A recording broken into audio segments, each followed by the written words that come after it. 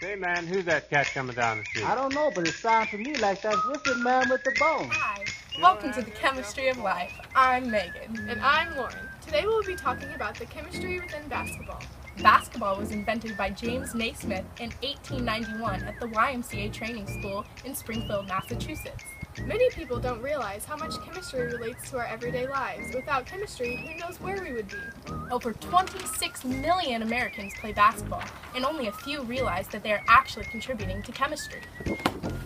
We are not talking about when sports commentators say, hey, that team has good chemistry. We are talking about the actual scientific chemistry related to basketball. So forget those sports commentators and listen to us. We are going to make you the smartest basketball player on the court. In this episode, we will show the chemical components of a basketball and do a cool experiment with a basketball that will blow your mind. Now let's get started. But you've never seen the inside of one of these before. A basketball is made up of 4 different layers. 1, 2, 3, and 4. The first layer is called the bladder. It's made of butyl rubber. This layer is very durable and holds the air to make the ball bounce really high. Butyl rubber is created by putting isobutylene, isoprene, and aluminum chloride into a solution of methyl chloride. This solution has to be done at a very low temperature because the reaction happens very quickly.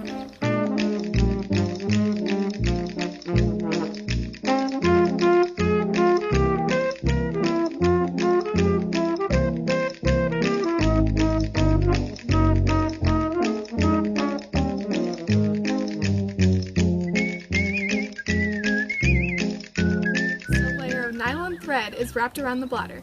Nylon, an elastic polymer with a protein-like chemical structure, is the best material to use because it's an all-synthetic fiber.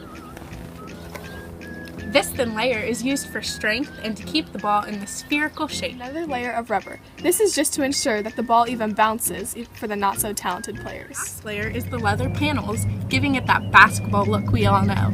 This makes it great to pass and shoot.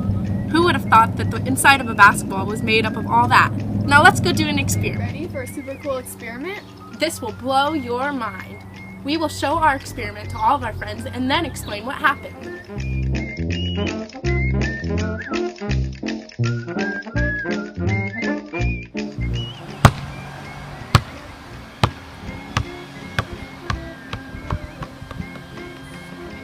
Heard about what an ideal gas is, or any of their properties?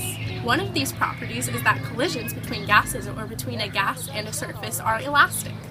This means that there are no attractive or repulsive forces between the molecules, and the kinetic forces of the gas molecules remain constant through the collisions. However, this is not a property of real gases. The bouncing of the basketballs is an example of a non-ideal gas. This means that when the ball bounces, it has less kinetic energy after it bounces because some of the energy is transferred into the ground. If the basketball represented an ideal gas, then the ball would never stop bouncing and would always bounce back up to the same height. Show the energy transfer between the ball and the ground when it bounces. It also shows how gases look when they collide with a surface. I hope you learned a lot today about how cool chemistry can be. Have fun being the smartest player on the court now. And that is all for today. We hope you enjoyed our show.